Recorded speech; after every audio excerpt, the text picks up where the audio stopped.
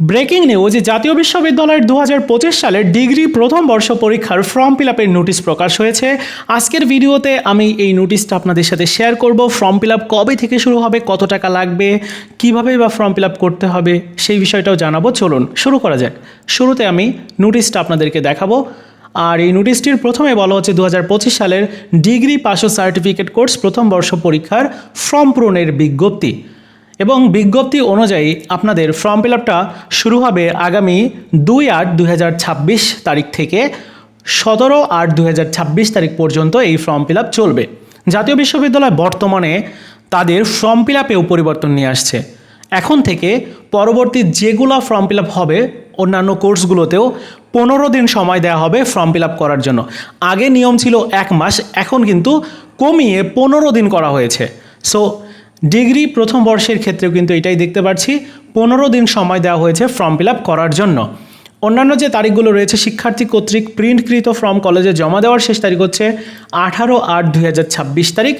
আর অন্য যে দুইটা তারিখ দেওয়া আছে 19 তারিখ থেকে 25 তারিখ পর্যন্ত, এটা হচ্ছে কলেজ কর্তৃপক্ষের করণীয়। যারা ফর্ম ফিল আপ করবে তাদের ফর্ম নিশ্চয়ন করা, তারপর টাকা জমা দেওয়া, এগুলো আর কি। সো শিক্ষার্থীদের জন্য জরুরি হলো ফর্ম ফিল আপটা আগামী 2 আগস্ট থেকে শুরু, 17 আগস্ট পর্যন্ত ফর্ম ফিল আপ করা যাবে। ফর্ম ফিল আপ করতে হবে ems.nu.ac.bd এই ওয়েবসাইট থেকে।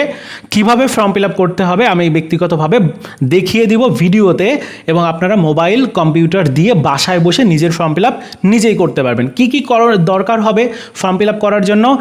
আপনার ডিগ্রিতে ভর্তি হওয়ার পরে যে রেজিস্ট্রেশন কার্ড দেওয়া হয়েছে, ওইটা আপনি যে কলেজে পড়েন যদি না নেন তাহলে কলেজ থেকে সংগ্রহ করেন।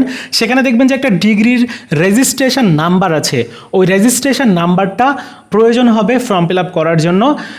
আর এর বাইরে একটা মোবাইল নাম্বার দরকার হবে, তাছাড়া আর কিচ্ছু দরকার হবে না। আমি ব্যক্তিগতভাবে ফর্ম ফিল আপ করার পদ্ধতিটা দেখিয়ে দিব। এবারে সে কত টাকা লাগবে ফর্ম ফিল আপ করার জন্য? বেসিক্যালি এইবার টাকার অঙ্কটা কিন্তু অনেকটাই বেড়েছে। নিয়মিত বা প্রাইভেট শিক্ষার্থীদের ক্ষেত্রে প্রতিপত্রে 150 টাকা, এখানে বাড়ানো হয় নাই। ইনকোর্স পরীক্ষার ফি হচ্ছে 450 টাকা। এদিকে ইনকোর্স পরীক্ষার ফিজ আরও, ইনকোর্স ফি হচ্ছে 450 টাকা। এটা হচ্ছে প্রাইভেট শিক্ষার্থীদের জন্য, এই নিচেরটা। ইনকোর্স পরীক্ষার ফি হচ্ছে 450 টাকা, বিশ্ববিদ্যালয়ে জমা দিতে হবে তার মধ্যে 150 টাকা, এবং 300 টাকা হচ্ছে কলেজে জমা হবে। মানে 300 টাকা কলেজে জমা হবে আর 150 টাকা জাতীয় বিশ্ববিদ্যালয় বরাবর।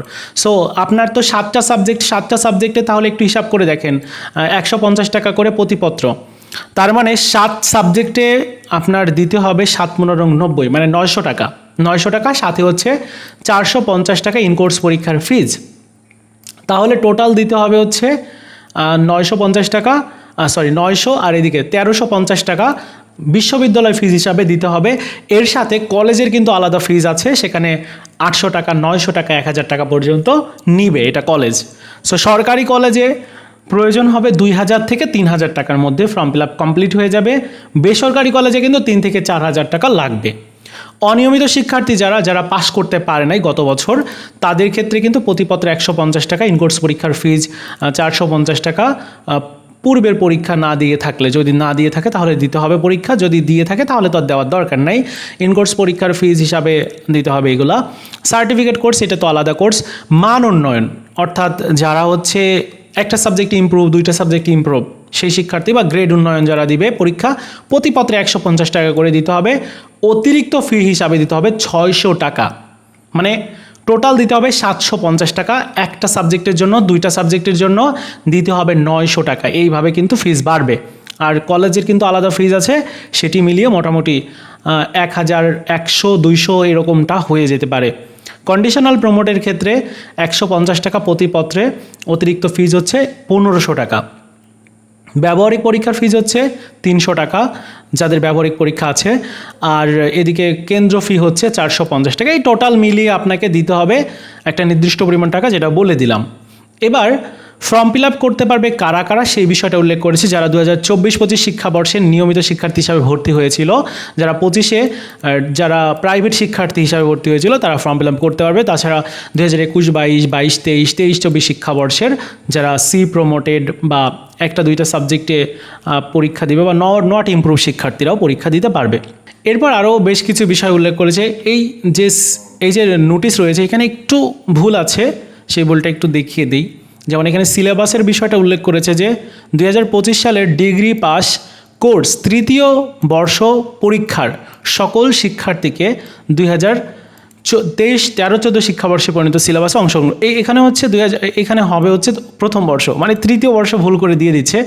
তৃতীয় বর্ষে যে নোটিশ ছিল হয়তো সেই নোটিশটা থেকেই নতুন করে ডুপ্লিকেট করে তৈরি করতে গিয়ে তৃতীয় বর্ষ এখানে দিয়ে দিয়েছে। যাই হোক, এখানে প্রথম বর্ষটা হবে আর কি, ভুল করে দিয়ে দিয়েছে, তারপর আবার ঠিক করে দিবে জাতীয় বিশ্ববিদ্যালয় থেকে। এবং এখানে আরও বেশ কিছু বিষয় উল্লেখ করেছে, কেন্দ্র তালিকা এইগুলো ওয়েবসাইটে প্রকাশ হবে। যাই হোক, আপনাদের ফর্ম ফিল আপটা শুরু হবে আগামী কত তারিখ থেকে? আগামী 2 তারিখ থেকে। আগামী 2 তারিখ থেকে। আর পরীক্ষা কবে হবে, পরীক্ষার আপডেট আমি দিব আগামীকাল একটা ভিডিওতে। আর আপনাদের যে পরীক্ষার সাজেশানগুলো সেগুলো আগামী 4 অথবা 5 আগস্ট থেকে দেওয়া শুরু হবে, একদম সবগুলো সাবজেক্ট একসাথে দেওয়া হবে। সো আপনারা হোয়াটসঅ্যাপে যোগাযোগ করে আপনাদেরকে নিতে হবে, অবশ্যই অল্প কিছু পারিশ্রমিক দিতে হবে, এটা আপনারা পরবর্তীতে জানতে পারবেন। একদমই সীমিত, যেটা নিতে হয় অনেক সময় এই যে সাজেশানগুলো টাইপিং করানোর জন্য, জাস্ট এতটুকু। যাই হোক, পরীক্ষার আপডেট সহ সাজেশনগুলো পাওয়ার জন্য আমাদের এই চ্যানেলটিকে সাবস্ক্রাইব করে রাখবেন। আপনাদের উপকারী হবে। পরীক্ষার জন্য আমাদের বিগত বছরগুলোতে আমরা বিগত প্রায় 4-5 বছর ধরে কাজ করছি, যেখানে আমাদের একটা বড় অভিজ্ঞতা আছে যে কোন ধরনের প্রশ্ন আসতে পারে। আমাদের যে সাজেশন দেওয়া হয় সেখান থেকে কিন্তু 80 থেকে 90% পর্যন্ত কমন হয়। এই যে ডিগ্রি তৃতীয় বর্ষের পরীক্ষা হচ্ছে, এবার তো ডিগ্রি তৃতীয় বর্ষের পরীক্ষা খুব কঠিন হচ্ছে, তারপরেও আমাদের সাজেশন থেকে কমন পড়ছে। যদি আপনারা আমাদের চ্যানেলটা ফলো করেন তাহলে দেখবেন যে কমেন্টস যেগুলো আছে সেগুলো দেখলেই বুঝতে পারবেন। তো এই ছিল আজকের মতো ভিডিও। দেখা হচ্ছে নতুন ভিডিওতে। ভালো রেজাল্ট করার ক্ষেত্রে আমাদের চ্যানেলটা অবশ্যই গুরুত্ব রয়েছে, চ্যানেলটিকে সাবস্ক্রাইব করে রাখবেন, পাশে থাকবেন। ধন্যবাদ।